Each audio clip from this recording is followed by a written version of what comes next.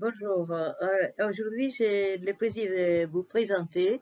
Comme continuité, j'avais fait la présentation précédente concernant les nouveautés de Revit 2026.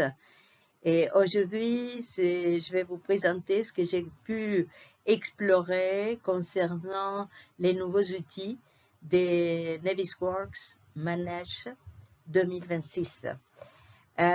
J'ai consacré cette présentation surtout aux aspects des productions. Et c'est pas l'interopérabilité, c'est pas la communication ou la gestion des données à l'extérieur, sinon à l'intérieur de la production, quand on fait la compilation des maquettes concernant les différents métiers pour faire un point de coordination. Donc, parce que c'est ça l'outil spécifique de travail qu'on a nous les architectes, pour faire les contrôles de la maquette en BIM, pour un suivi correct. Et Navisworks, c'est de loin les logiciels les plus adaptés pour travailler correctement à niveau de la méthodologie BIM et en même temps de pouvoir faire la compilation des maquettes, détecter les erreurs, etc., etc., etc. Bon, aujourd'hui, ce n'est pas le but de parler en général, c'est le but de vous montrer les nouveautés. Bon, il n'y a pas beaucoup de nouveautés, mais les nouveautés qui ont été rajoutées sont vraiment très productives, c'est-à-dire très directes par rapport à ce qu'on fait et parfois les déficits qu'on avait.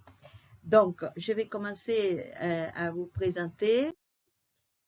Bon, la première c'est un détail, hein, c'est pas tellement important, mais on a comme pour Revit maintenant les vignettes. Quand on ouvre Navisworks, on a les vignettes pour pouvoir voir les dernières Navisworks enregistrées et ouvrir suivant les cas.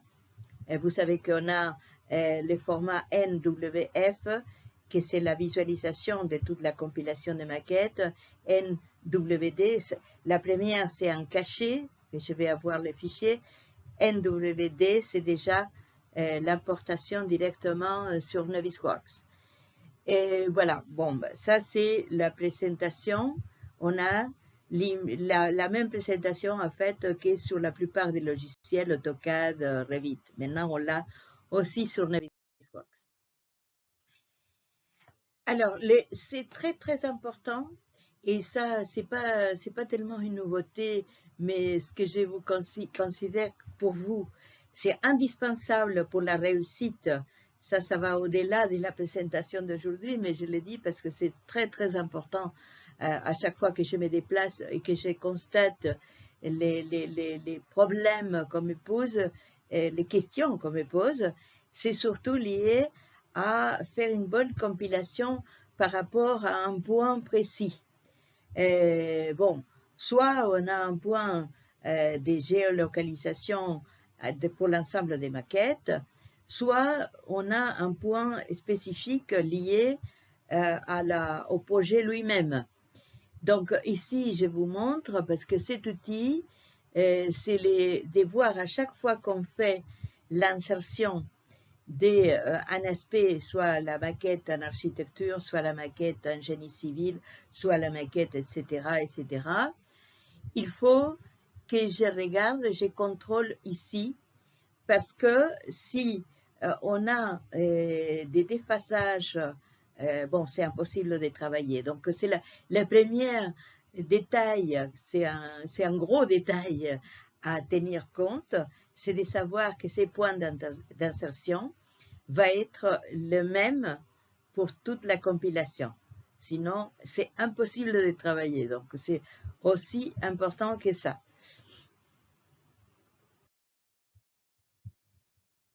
Bon, on a un aspect qui a été rajouté et je considère que c'est très utile, parce que vous savez que quand vous faites pivoter sur Navisworks, vous avez un point, une sphère couleur verte qui s'affiche.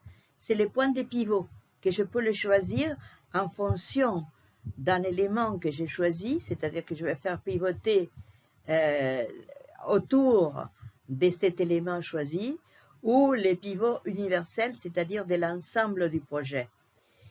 Et c'est très important parce que parfois, si on fait vite et on n'a pas fait attention, on se retrouve avec un pivot universel. Et donc, on ne peut pas vraiment contrôler bien ces points de pivot. L'effet de pouvoir trouver aujourd'hui un point de pivot, comme vous voyez en bas à droite, et je peux le verrouiller, c'est-à-dire que je sélectionne, comme c'est le cas ici, un mur, et ces murs, ça va être les centres du pivot. Je peux le verrouiller, et même si je désélectionne ces murs-là, ça va être toujours ces points de pivot qui va guider l'ensemble de l'orbite. Et ben ça, c'est important. Voilà, là, vous voyez, c'est le verrou du point de pivot. Je peux verrouiller ou déverrouiller et modifier à chaque fois à ma guise ces points de pivot. Alors, un niveau, c'est-à-dire que les 4, c'est le niveau numéro 4 des nouveautés, on peut avoir plus d'options dans l'enregistrement des vues par filtre. C'est-à-dire les vues, je peux les enregistrer, et c'est ça depuis Navisworks, que je connais Navisworks, on peut le faire. Mais par contre, les filtres, parfois, c'était assez limité. Maintenant, ils ont élargi cette possibilité des filtres pour venir choisir un élément ou plusieurs éléments en même temps. Là, par exemple, j'ai choisi, vous voyez, c'est déployé dans l'arborescence. J'ai choisi l'escalier assemblé de premier étage. Elle est isolée, évidemment. Et c'est à ce moment-là que je vais pouvoir venir enregistrer la sélection. J'enregistre cette sélection. Et cette sélection, elle reste après. Vous voyez, dans la colonne de gauche, je vais avoir la liste des jeux de sélection. Alors, le jeu de sélection, pour ceux qui ne connaissent pas, c'est un outil indispensable qu'on a depuis longtemps sur Navisworks. Pourquoi? Parce que ça va me permettre, pour la coordination, quand je sélectionne un jeu de sélection, c'est-à-dire soit lié à un métier spécifique, soit lié à des propriétés des objets, je vais pouvoir avoir une liste des jeux de sélection et à chaque fois pouvoir les choisir. Par exemple, pour faire la comparaison, on va aller voir après, avec la détection des clashs, je mets un jeu de sélection d'un côté, un jeu de sélection de l'autre, et je peux là comparer par exemple les structures avec tous les passages des gaines et des réseaux, des différents réseaux. Hein.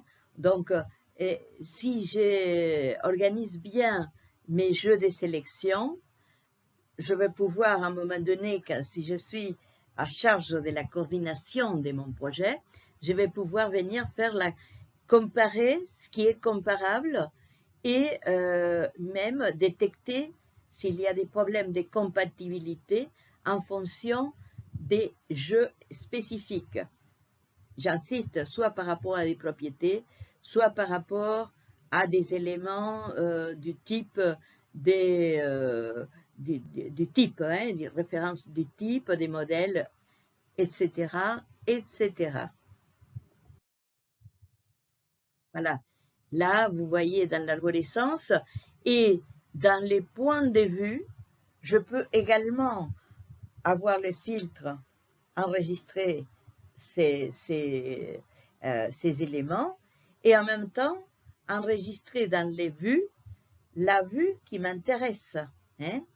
Ça va justement, l'effet de pouvoir avoir une vue enregistrée directement, ça va me permettre de pouvoir visualiser correctement ces jeux de sélection, si possible, parce que parfois, bon, Et ça dépend du type des jeux de sélection, mais dans ces cas-là, c'est l'idéal. J'ai un élément, l'escalier. Cet escalier, je viens ouvrir un dossier qui s'appelle escalier, et dans ce dossier escalier, je vais avoir enregistré des vues spécifiques de ces jeux de sélection.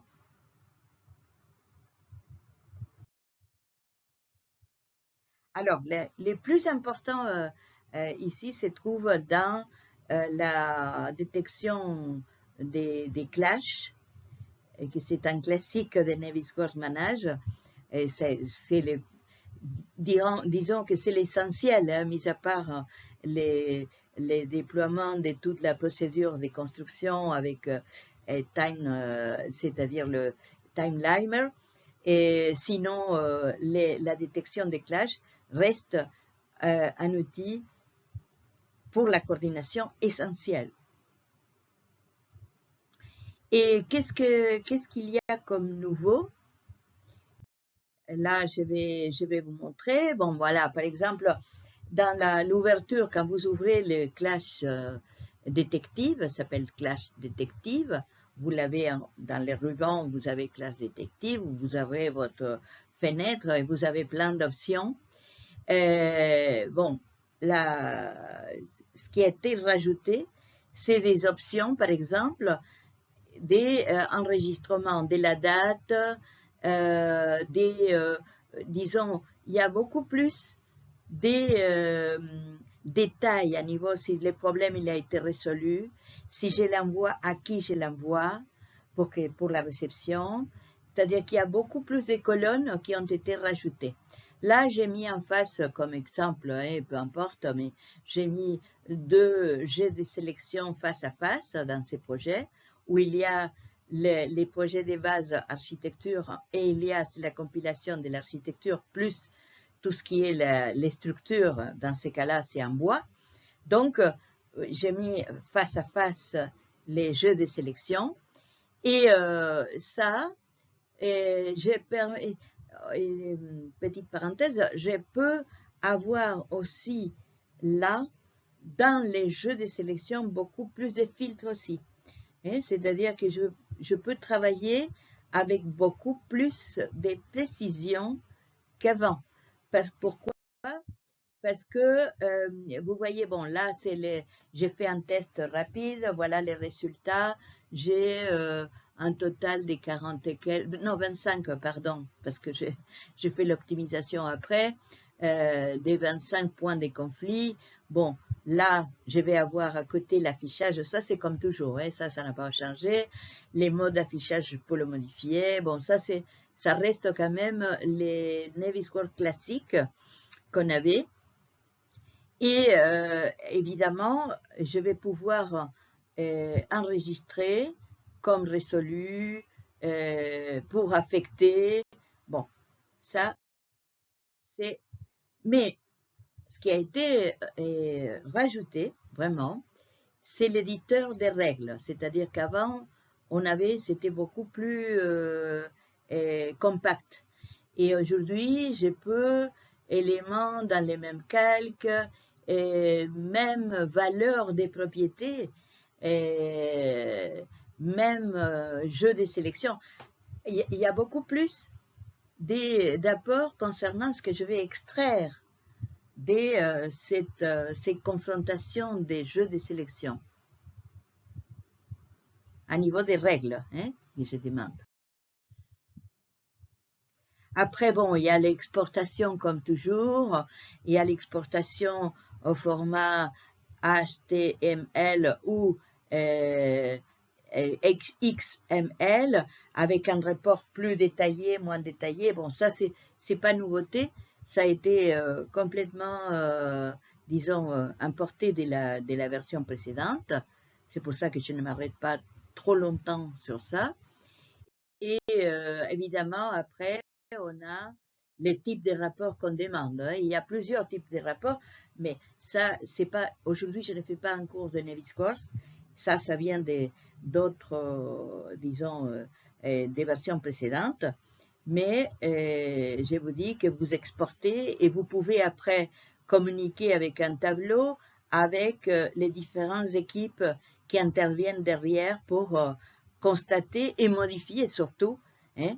J'envoie mes erreurs et à mes confrères, mes consoeurs, et puis ils viennent avec les problèmes résolus. Voilà. Donc, numéro 6, les rajouts d'options pour les outils de vérification. Ça, c'est très important parce que avant, si vous voulez, quand on passe, vous voyez là sur les rubans, il y a tous les mesurés, bon, dessinés, effacés, etc. Mais c'est surtout à niveau des mesurés, des dimensionnements, hein, des contrôles des dimensions. Hein. C'est pour ça qu'on a cet outil-là sur Navisworks. C'est pour signaler des problèmes des dimensions qui ne vont pas ou pour faire un constat des vérifications que tout se passe bien à niveau des dimensions. Là, bon, j'utilise l'outil spécifique pour, vous voyez là, j'ai un total des hauteurs des 5 mètres et quelques. Bon, ça, jusqu'à là, ça va. Et donc, je vais pouvoir comment faire la vérification comme je le faisais auparavant. Mais ce qui change, c'est que si vous regardez dans les fenêtres, vous allez avoir un outil, un nouveau outil qui s'appelle l'outil des mesures. Alors, l'outil des mesures, c'est très intéressant parce que je peux voir là, faire le point de début, c'est-à-dire enregistrer les points spécifiques qui vont définir cette distance. Et ça, c'est important. Pourquoi? Parce que je peux avoir cette liste des points enregistrés, des dimensions enregistrées, et envoyer aussi également la visualisation. C'est-à-dire que de cette façon, mes collègues qui vont recevoir pour modifier ou pour valider la proposition que j'ai faite, ils vont être au courant exactement des points précis de chaque référence. Voilà, là c'est la même chose, c'est-à-dire que je vais pouvoir effectuer ces vérifications des point par point. Alors, ça c'est aussi pas tellement important, mais il y a plus d'options pour l'exportation au format NWD, hein, que c'est un format Navisworks spécifique. Et je vais pouvoir spécifier la version, changer, envoyer dans d'autres versions. Bon, ça peut aussi être un outil. Pourquoi? Parce que vous savez que le problème majeur qu'on a toujours, c'est les problèmes de compatibilité des versions. Je ne sais pas pourquoi c'est toujours sur Autodesk, parce que quand on travaillait sur AutoCAD, on n'avait pas ces problèmes et on pouvait enregistrer sur des versions. Mais bon, là, aussi bien sur Revit que sur Navisworks, c'est toujours, on reste toujours coincé. Et ça, c'est un problème vraiment, hein, parce que si la personne qu'on envoie n'a pas la version, on ne peut pas l'ouvrir. Bon, parce que là, c'est un natif des Navisworks. Donc, s'il n'a pas la version, il ne pourra pas l'ouvrir. Donc, c'est pour ça que ces options sont intéressantes. Hein. Alors, là, je ne vais pas m'étaler là parce que là, ça serait vraiment pour faire un cours spécifique parce que c'est pas si simple que ça. Mais ils ont rajouté des propriétés groupées. Ça, c'est très intéressant. Pourquoi? Parce que quand j'ai fait des analyses de mon projet globalement, si j'ai fait des études, par exemple, à un niveau énergétique, j'ai fait des études de plusieurs domaines, je peux faire un pack, grouper les propriétés. Je vous l'ai dit ça, mais c'est pas si simple que ça. Hein. C'est vraiment, il faut bien connaître, comprendre, utiliser Navisworks depuis longtemps, hein, parce que c'est pas à la portée de tout le monde, je vous l'ai dit déjà. Mais vous pouvez faire un pack avec toutes les propriétés que vous voulez regrouper comme les plus importantes pour votre projet, et vous faites un OK, un visa par rapport à ces projets, en prenant l'ensemble des propriétés que vous voulez valider, s'ils respectent évidemment les conditions que vous voulez qu'elles suivent pour être validées, évidemment. Ça, c'est par rapport aux normes aussi, c'est très intéressant. Hein. Et ça, c'est un outil aussi que c'est intéressant. C'est l'enregistrement des profils d'apparence. Profil d'apparence, c'est-à-dire que vous allez pouvoir, par exemple, sélectionner, comme là, j'ai sélectionné un élément de mon arborescence, de mon projet. Et qu'est-ce que je fais? Par exemple, là, j'ai choisi des vitres, hein, glace, des vitres, et je vais isoler, je vais avoir, disons, pour tout ce qui est concernant cet aspect-là, cet élément-là, cet élément, avec ses propriétés, hein, il faut qu'il soit identique, c'est pas parce que c'est juste vitré, non, il faut qu'il soit glace, clear, je ne sais pas quoi. Bon, il va faire quoi avec ces nouveaux outils, Apparence Profiler? Je vais pouvoir, par exemple, là, établir une couleur, dire que, bon, évidemment, le filtre, c'est déjà fait, mais il faut établir un filtre au départ pour vraiment isoler l'élément que je souhaite. Mais l'avantage, c'est que je vais pouvoir, après cette sélection, je vais pouvoir les donner, là j'ai mis jaune pour n'importe quoi, mais je vais pouvoir, de cette façon, identifier un profil particulier. Ça n'existait pas avant. Hein? Et moi, je pense que ça, c'est pas... Parce que parfois, c'est difficile, hein, quand on est perdu dans les projets et on veut faire des analyses spécifiques, de pouvoir aller chercher les profils qu'on voulait. Et là, je peux enregistrer les profils et en même temps, les donner une couleur, une apparence, pour qu'ils soient mis en valeur dans la totalité de mon arborescence. Bon, voilà, là j'ai complété le plus important. J'insiste sur le point que je n'ai pas fait comment l'extension de tout ce qui est la communication à niveau de Navisworks, qui a été aussi améliorée, et c'est un bon pourcentage d'améliorations qui sont dans ces champs-là. Mais pour faire la synthèse ici, qu'est-ce qui est l'essentiel?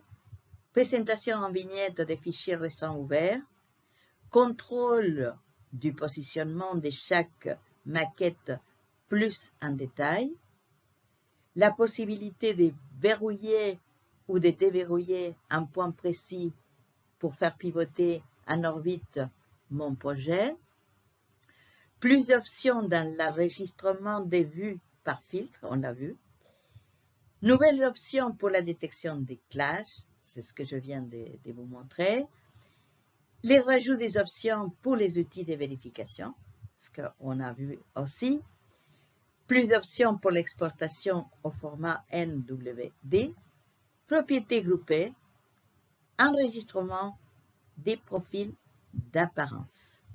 Bon, j'espère que tout ça, ça vous a plu.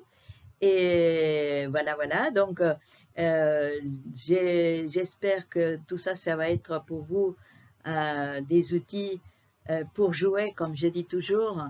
Il n'y a rien de plus sérieux que les jeux, parce que les enfants, quand ils jouent, ils doivent connaître des règles, ils doivent respecter, et c'est du sérieux. Et ici, quand je dis jouer, c'est justement dans le sens de jouer avec connaissance et avec l'intelligence humaine, qui pour l'instant elle est supérieure à toutes les autres intelligences. Merci beaucoup et puis à très bientôt.